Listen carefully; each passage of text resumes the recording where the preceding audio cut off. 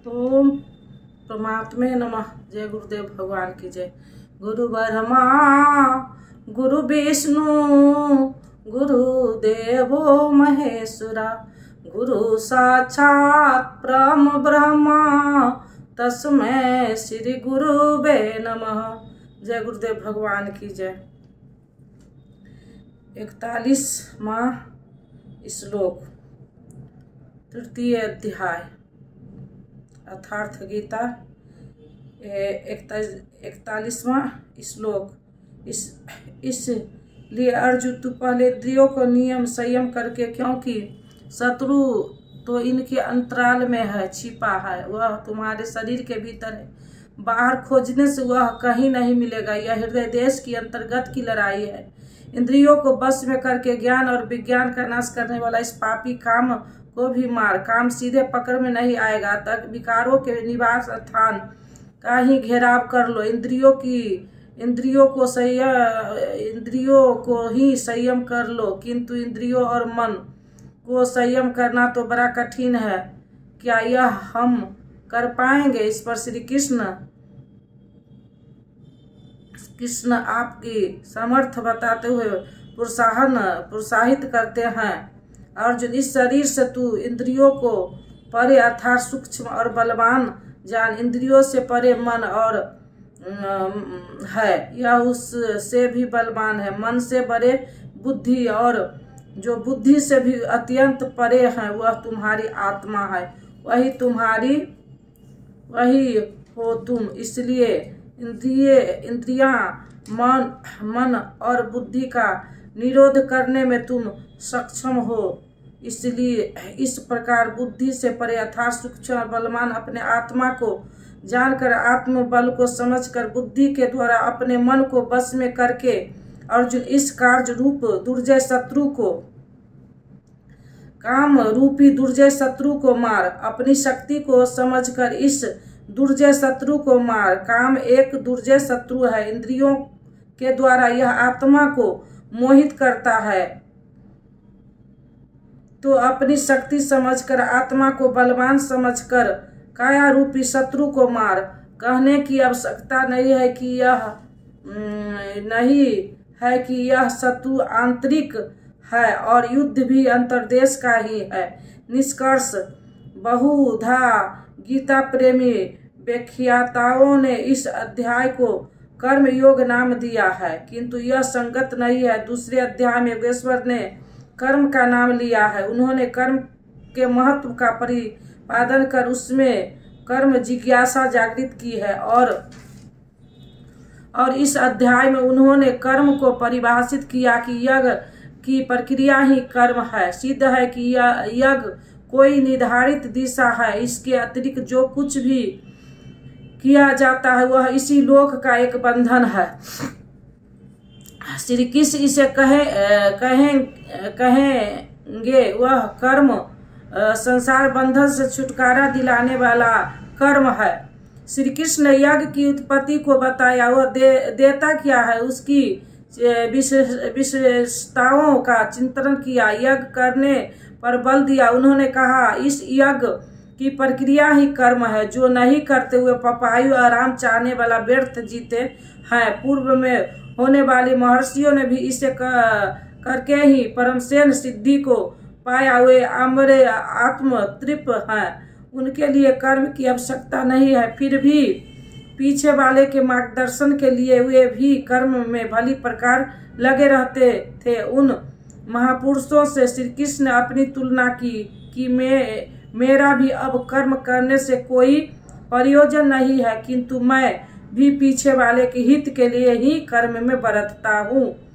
श्री कृष्ण ने स्पष्ट अपना परिचय दिया कि वे एक योगी थे।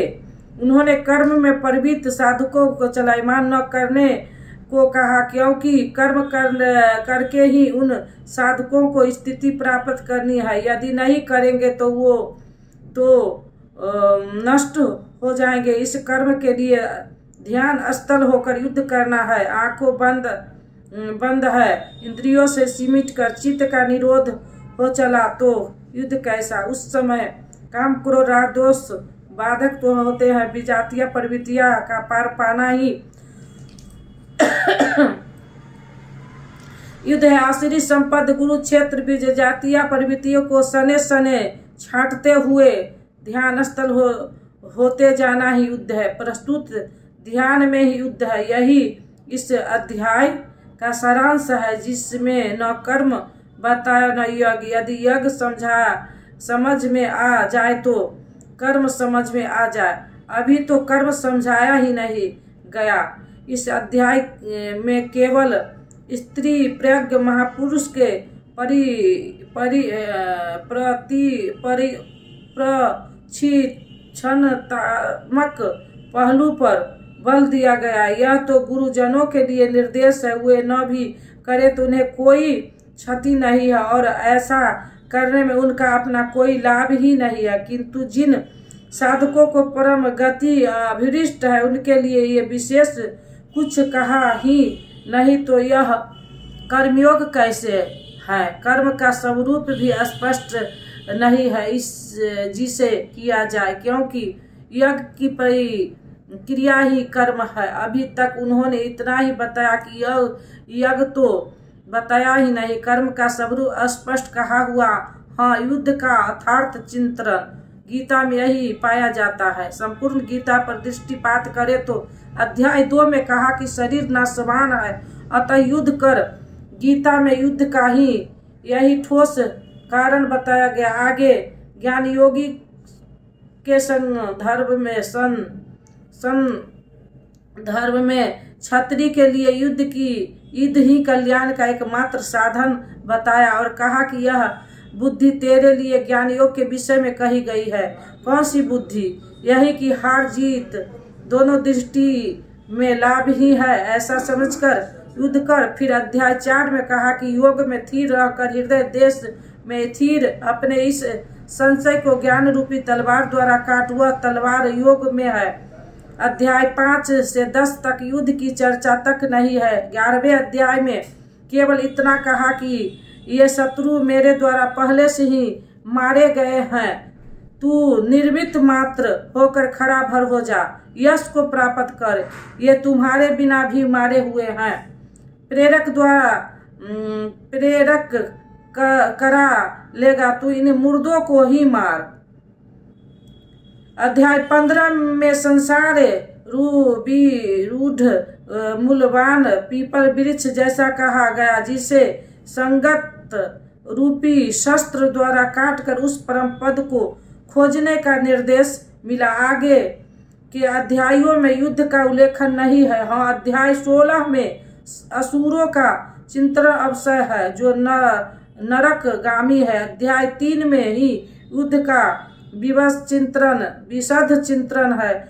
श्लोक 30 से श्लोक 43 तक युद्ध का स्वरूप, उसकी अनिवार्यता, युद्ध न करने वाले का विनाश, युद्ध में मारे जाने वाला का शत्रुओं के नाम, उन्हें मारने के लिए अपनी शक्ति का आह्वान और निश्चय ही उन्हें काट कर फेंकने पर बल दिया। इस अध्याय में शत्रु और शत्रु का आंतरिक स्वरूप स्पष्ट है, जिनके विनाश की प्रेरणा दी गई। अतः इस प्रकार श्रीमद् भगवत गीता रूपी उपनिषद एवं ब्रह्म विद्या तथा योग शास्त्र विषय श्री कृष्ण अर्जुन के संवाद में शत्रु विनाश प्रेरणा नामक 3रा अध्याय पूर्ण होता है। इस प्रकार श्रीमद् परमहंस परमानंद जी के शिष्य स्वामी अर्गरानंद कृत श्रीमद् भगवत गीता भाष्य अर्थात गीता में शत्रु विनाश प्रेरणा नामक 3रा अध्याय समाप्त होता है। हरिओम तत्सत। जय गुरुदेव भगवान की जय। अब 4था अध्याय शुरू होगा कल से। अब दे दो गीता ज्ञान मिटे अज्ञान, गुरु जी हमारे हम आए शरण तुम्हारे। अब दे दो गीता ज्ञान मिटे अज्ञान, गुरु जी हमारे हम आए शरण तुम्हारे। बालकपन खेलन में खोया, जौवन निंद्रा में तू सोया। भय वृद्धित हो गई जर कात हमारे, हम आए शरण तुम्हारे। भय विदित हो गई जर जर कात हमारे, हम आए शरण तुम्हारे। अब दे दो गीता ज्ञान मिटे अज्ञान, गुरु जी हमारे, हम आए शरण तुम्हारे। सुत मात पिता बांधव दारा, नस्बर संबंध है सारा, जाएंगे संघ शुभाशुभ कर्म हमारे, हम आए शरण तुम्हारे। जाएंगे जाएंगे संघ शुभाशुभ कर्म हमारे, हम आए शरण तुम्हारे। गुरु कर में जग की माया में सुख पाता था इस काया में, निज ज्योति से ज्योति जगाओ गुरु जी हमारे, हम आए शरण तुम्हारे। निज ज्योति से ज्योति जगाओ गुरु जी हमारे, हम आए शरण तुम्हारे। सेवक पर स्वामी दया करो, भव भय बंधन आप हरो, कर्मों के दोष न देखो आप हमारे, हम आए शरण तुम्हारे। कर्मों के दोष न देखो आप हमारे, हम आए शरण तुम्हारे। अब दे दो गीता ज्ञान मिटे अज्ञान, गुरु जी हमारे, हम आए शरण तुम्हारे। गुरु चरणों में अर्जी है, आगे प्रभु आपकी मर्जी है, गुरु कृपा मिले तो जागे भाग हमारे, हम आए शरण तुम्हारे। गुरु कृपा मिले तो जागे भाग हमारे, हम आए शरण तुम्हारे। अब दे दो गीता ज्ञान मिटे अज्ञान, गुरु जी हमारे, हम आए शरण तुम्हारे। बोलो श्री राम जय राम जय जय राम, बोलो श्री राम जय राम जय जय राम।